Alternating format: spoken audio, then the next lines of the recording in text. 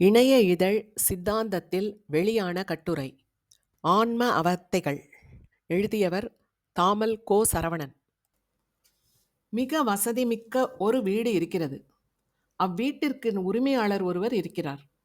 அவ்வீட்டின் வரவேற்பறையில் இருக்கும் பொழுது வருகின்ற விருந்தினர்களை வரவேற்று உபசரிப்பார். செய்தித்தாள் படிப்பார். தொலைக்காட்சி ஏதேனும் நிகழ்ச்சிகளை பார்ப்பார். வீட்டில் இருக்கும் எல்லோருடனும் சேர்ந்து ஏதேனும் பேசி மகிழ்வார். அந்த உரிமையாளர் சமையலறைக்கு சென்று விட்டால் அங்கே காய்கறிகளை நறுக்குவதும் சுவையான சமையலை செய்வது, சோறு குழம்பு பொரியல் என்று பக்குவமாக சுவை பார்த்து சமைப்பது செய்வார். பாத்திரங்கள் கழுவுவார். அவரே படுக்கை அறைக்கு சென்று விட்டால் மெத்தையை சரி செய்து மேலே படுத்துக்கொண்டு போர்த்தி கொண்டு தூங்குவார். பூஜை அறைக்கு சென்றால் வழிபாடு கிரியைகளை செய்வார். கழிவறைக்கு சென்றால் மலஜலம் கழிப்பார். அந்த பெரிய வீட்டில் அவ்வீட்டிற்குரிய உரிமையாளர் ஒவ்வொரு அறையில் ஒவ்வொரு மாதிரியான அனுபவங்களை பெறுகிறார் அல்லது தொழில் செய்கிறார். இப்பொழுது அந்த வீட்டின் உரிமையாளர் எங்கே இருப்பார் என்று கேட்டால் என்ன சொல்ல முடியும்? சமைப்பதாயிருந்தால் சமையலறையில் இருப்பார். தூங்குவதாயிருந்தால் படுக்கை அறையில் இருப்பார். குடும்பத்தோடு நேரம் செலவிடுபவர் என்றால் வரவேற்பறையில் இருப்பார். ஒவ்வொரு அனுபவத்தை பெறுகின்ற பொழுது, ஒவ்வொரு தொழில் படுகிற பொழுது அதற்குரிய அறையில் இருப்பார். ஆனால் தெருவில் இருந்து பார்க்கிறவர்கள் அவர் வீட்டில் இருக்கிறார் என்று பொதுவாக சொல்வார்கள். ஆனால் உள்ளே இருந்து பார்த்தால்தான் அவர் எந்த அறையில் என்ன செய்து கொண்டிருக்கிறார் என்பது தெரியும். இப்படி அந்த உரிமையாளர் ஒவ்வொரு அறையிலும் பெறுகின்ற அனுபவங்கள்தான் காரிய அவத்தைகள். இதை அப்படியே கொண்டு வந்து உங்கள் ஆன்மா மட்டும் உடம்போடு பொருத்தி பார்க்கின்ற பொழுது மிக சுலபமாக விளங்கி கொள்ளலாம். உடம்பு என்கிற இந்த வசதி மிக்க பெரிய வீட்டின் உரிமையாளர்தான் ஆன்மா. இந்த வீட்டின் ஆன்மா புழங்குகின்ற முக்கிய அறைகள் 5: புருவமத்தி, கழுத்து, இருதயம், தொப்புள், மூலாதாரம் என்பவையே அவை. ஆன்மா என்கிற உரிமையாளர் தன் தேக வீட்டின் புருவமத்திய அறையில் இருக்கிற பொழுது நனவு என்கிற அனுபவத்தையும், கழுத்து பகுதியான அறைக்கு வரும்பொழுது கனவு என்கிற அனுபவத்தையும், நெஞ்சத்து அறைக்கு வரும்பொழுது உறக்கம் என்னும் அனுபவத்தையும், தொப்புள் அறைக்கு வரும்பொழுது துரியம் என்னும் அனுபவத்தையும், மூலாதார அறைக்கு வரும்பொழுது துரியாதீதம் என்ற அனுபவத்தையும் பெறுகிறது. அந்தந்த அறைக்கு சென்று அந்தந்த அனுபவத்தை பெறுகின்றது என்பதை விட அந்தந்த அனுபவத்தை பெற அந்தந்த அறைக்கு தானே போய்விடுகிறது என்பதே சால பொருந்தும். ஆன்மா ஒரு சதசித்து என்பதை நாம் ஏற்கனவே அறிந்தது. தானாக அறியும் அறிவு அற்றது. அறிவதற்குரிய கருவிகள் அமையும் பொழுதே அறிகிறது. கருவிகள் என்ன அறிய முடியுமோ அதையே அறிகின்றது. அறிவிக்கும் அறிவு ஆன்மாவுடைய இந்த அறிவு நிலை காரிய அவத்தைகளான இந்த 5னுள் ஒவ்வொரு இடத்தில் ஒவ்வொரு மாதிரி மாறுபடுகிறது. அறியும் தன்மைக்கேற்ப ஆன்மாவின் அறிவு அனுபவத்திற்குரிய கருவிகள் ஒவ்வொரு நிலையிலும் மாறுபடுகிறது அல்லது குறைகிறது. புருவ மத்தியிலிருந்து மூலாதாரத்தை நோக்கி ஆன்மா கீழாக வருகிற பொழுது அறியும் கருவிகளை இழந்து கொண்டே வருகிறது. அதாவது அதன் அறியும் தன்மை குறைந்து கொண்டே வருகிறது. அதனாலேயே இந்த புருவ மத்தி மூலாதார ஆன்மா பயணத்தை கீழால் அவத்தை என்கிறோம். அறிவுடைய ஆன்மா அறிவற்ற தன்மைக்கும், சித்தமான ஆன்மா அசித்தமான நிலைக்கும் போகிற தன்மையாலேயே இதை கீழால் அவத்தை என்கிறோம். இந்த நிலையில் சகல நிலைக்கு கருவிகளை கொண்டு உடம்போடு வந்த ஆன்மா உடம்புக்குள்ளேயே கருவிகளற்ற அறிவற்ற கேவல நிலைக்குரிய அனுபவத்தை நோக்கி செல்வதால் இந்த கீழால் அவத்தையின் 5 நிலைகளை கேவல சாக்கிரகம், கேவல சொப்பனம், கேவல சுஷுத்தி, கேவல துரியம், கேவல துரியாதீதம் என்கிறோம். ஆன்மா மீண்டும் மூலாதாரத்திலிருந்து கருவிகளை ஒவ்வொன்றாக பெற்றுக்கொண்டு மேலேறி புருவ மத்திக்கு வருவது மேலால் அவத்தை எனப்படுகிறது. புருவ மத்தியை அடைந்த ஆன்மா அங்கேயே நிலை பெற்று 5 அனுபவங்களை உணர்ந்து மத்தியாலவத்தை எனப்படுகிறது. சகல என்பது அறிவோடு கூடிய நிலை என்பதால் அந்த அறிவோடு புருவ மத்தியில் ஆன்மா நின்றபடியே கனவு, நனவு முதலான 5 நிலைகளையும் அனுபவிக்குமேயாயின் அதனை மத்தியாலவத்தை என்போம். சகலத்தின் தன்மையை இது குறிப்பதால் இதற்குரிய 5 நிலைகளை சகல சாக்கிரகம், சகல சொப்பனம், சகல சுஷித்தி, சகல துரியம், சகல துரியாதீதம் என்பர்.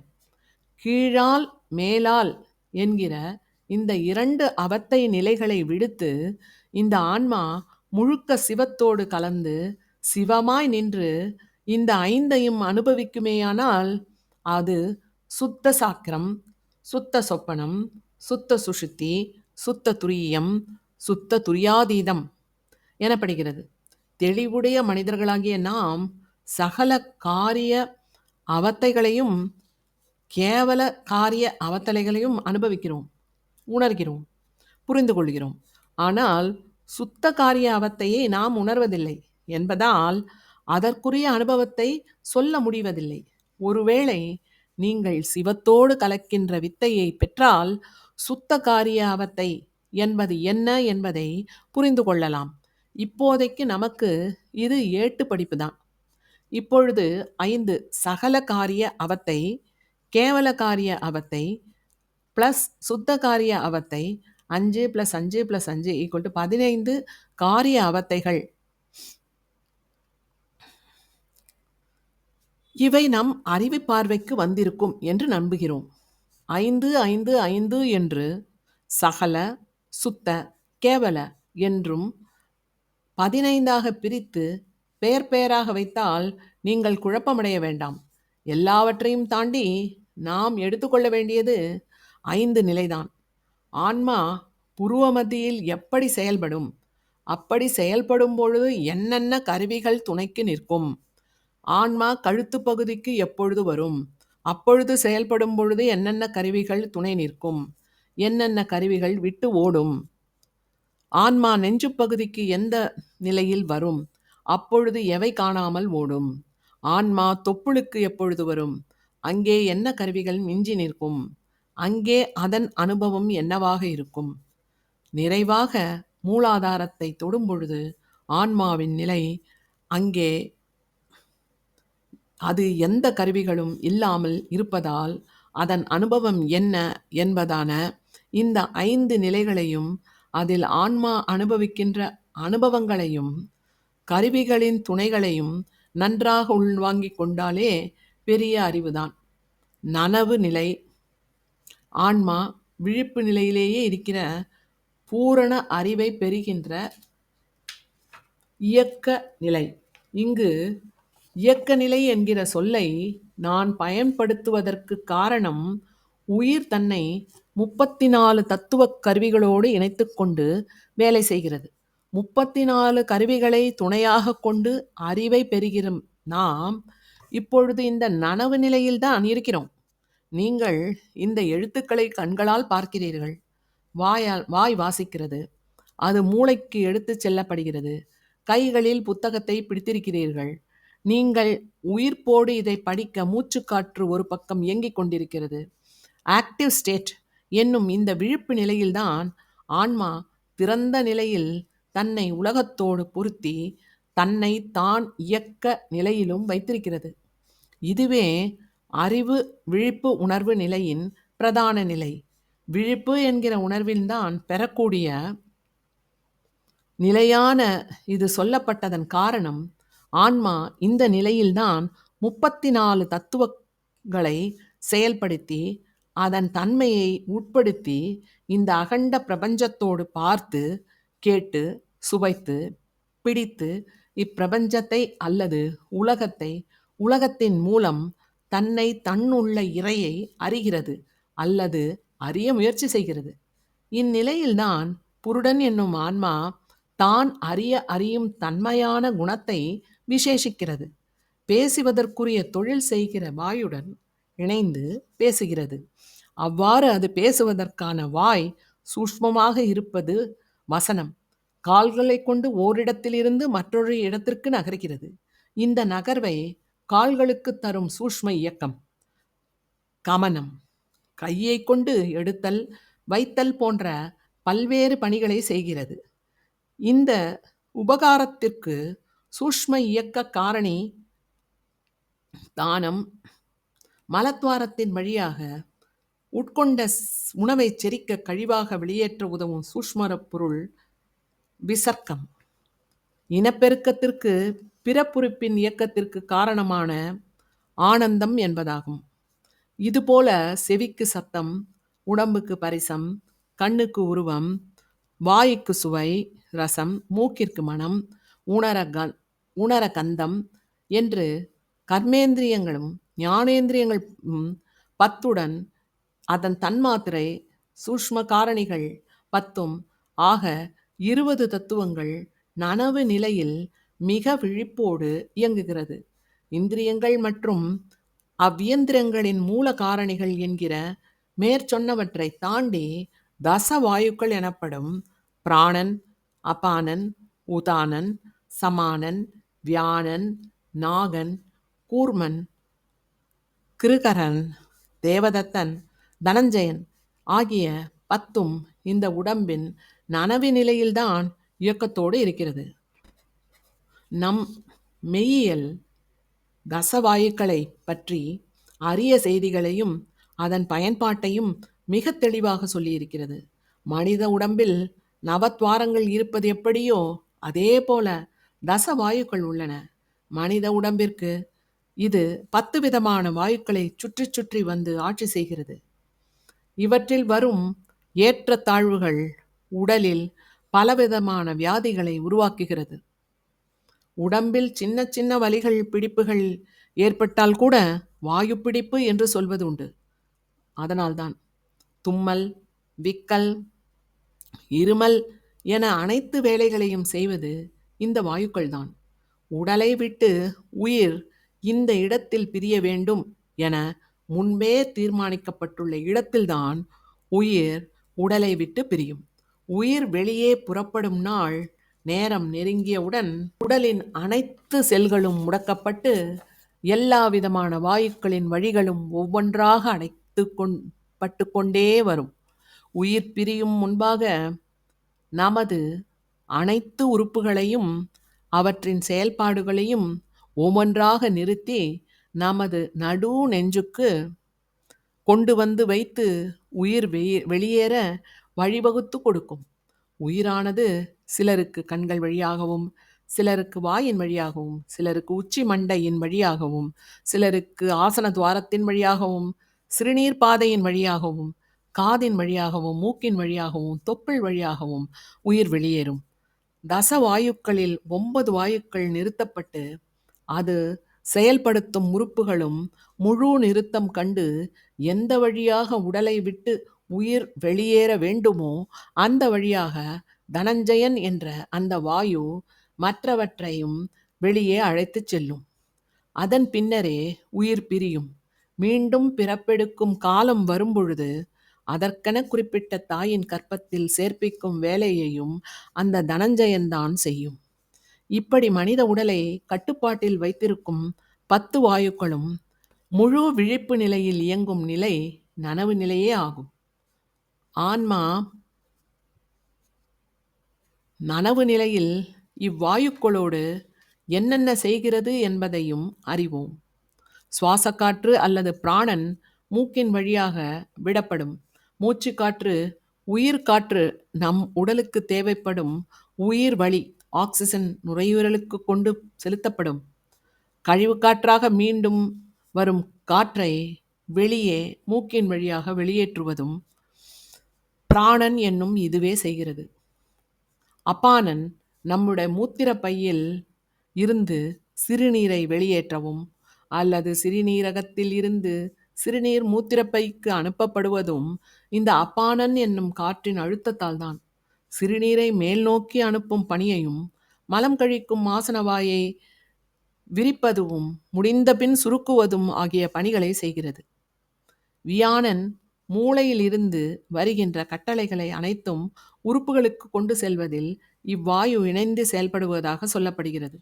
நரம்பிலும் அசையும் அசையா பொருளின் உறுப்புகளை நீட்ட, மடக்க, உணர்ச்சிகளை அறிய, உணவின் சாரத்தை உடல் முழுவதும் எடுத்துச் செல்ல, வோக்கல் கார்டு எனும் குரல் வளையை அதிர செய்து ஒலியை உண்டாக்க, இது மாதிரி பல இன்றியமையாத உடல் செயல்பாடுகளை இவ்வாயு செய்கிறது.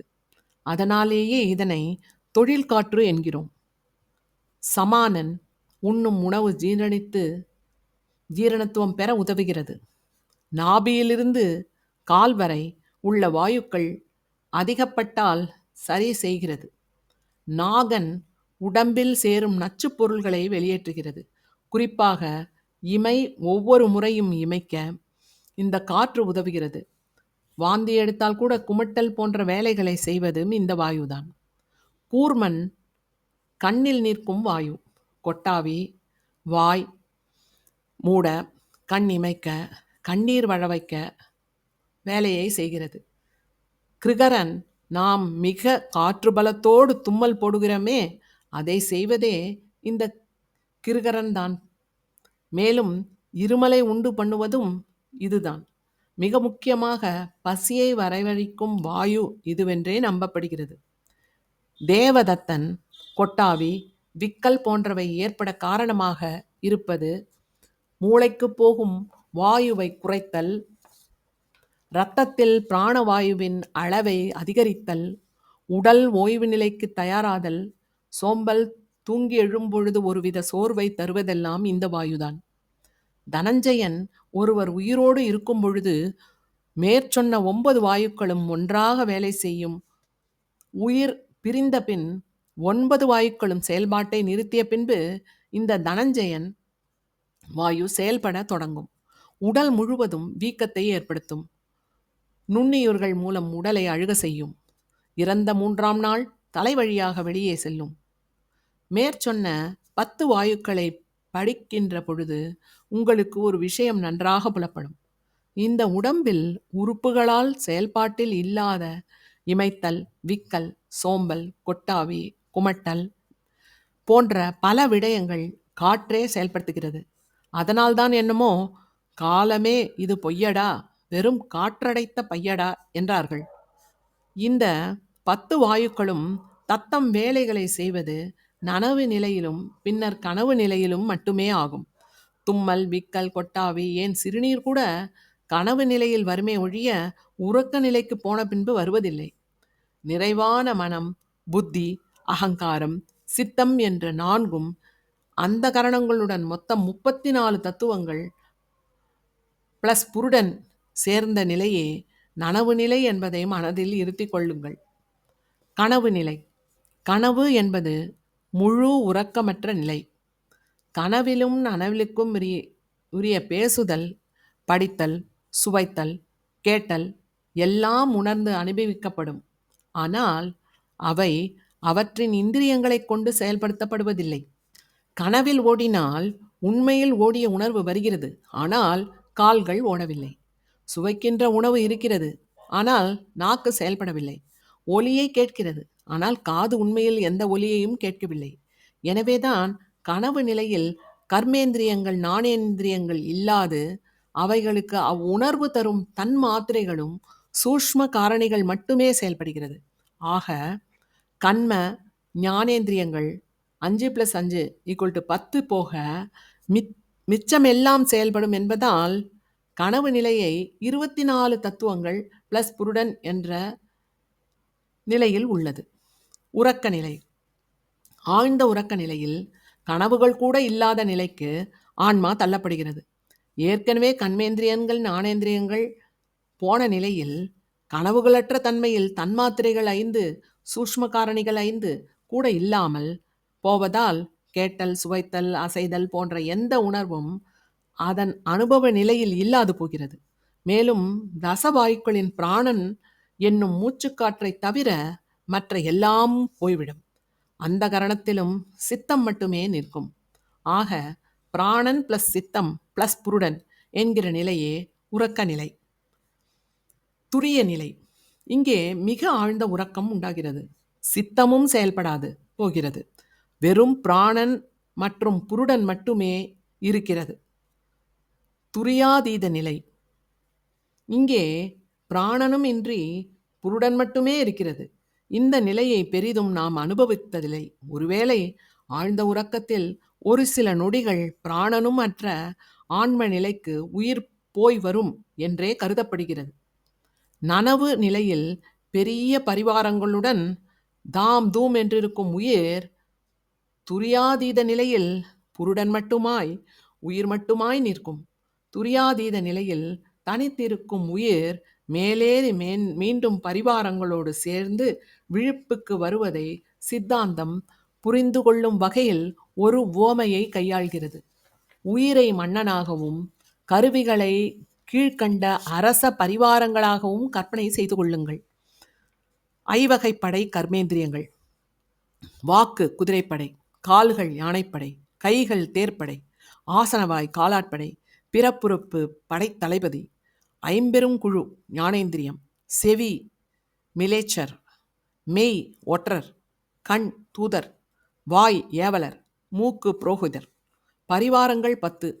தன்மாத்திரை, சூஷ்ம காரணி, சத்தம், பரிசம், உருவம், ஏசம், கந்தம், விமனம், கமனன், தானம், விமர்சகம், ஆனந்தம்.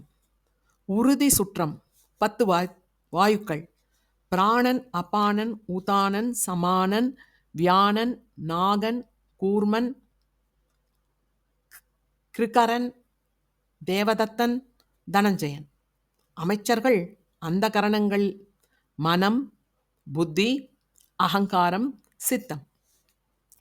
புருடன் அரசன். ஆன்மா மூலாதாரத்தில் இருந்து புருவமத்திக்கு வரும்பொழுது தத்துவங்களற்ற நிலையில் இருந்து தத்துவங்கள் ஒவ்வொன்றாக துணை கொண்டு புருவமத்திக்கு வந்து சேரும். புருவமத்தியில் இருந்து தத்துவங்களை விலக்கிக் கொண்டு ஏதுமற்ற மூலாதாரத்தை அடைவதும் எப்படியாதெனில், ஒரு அரசன் அந்த புறத்திலிருந்து உலாவுவதற்கு புறப்படும் பொழுது அரண்மனையில் ஒவ்வொரு நிலையிலும் அவனுடைய காவலர்களும் அமைச்சர்களும் சேவகர்களும் படைப்பரிவாரங்களும் சேர்ந்து கொண்டு செல்வதையும், மீளும் பொழுது ஒவ்வொருவராக விடுபட்டு இறுதியில் அவன் அந்தப்புறம் நுழையும் போது அவன் மட்டுமே தனியாக உட்செல்வதையும் ஒத்தது ஆகும் என்கிறது சித்தாந்தம். ஆன்ம அவத்தைகள் கட்டுரை தொடரும்.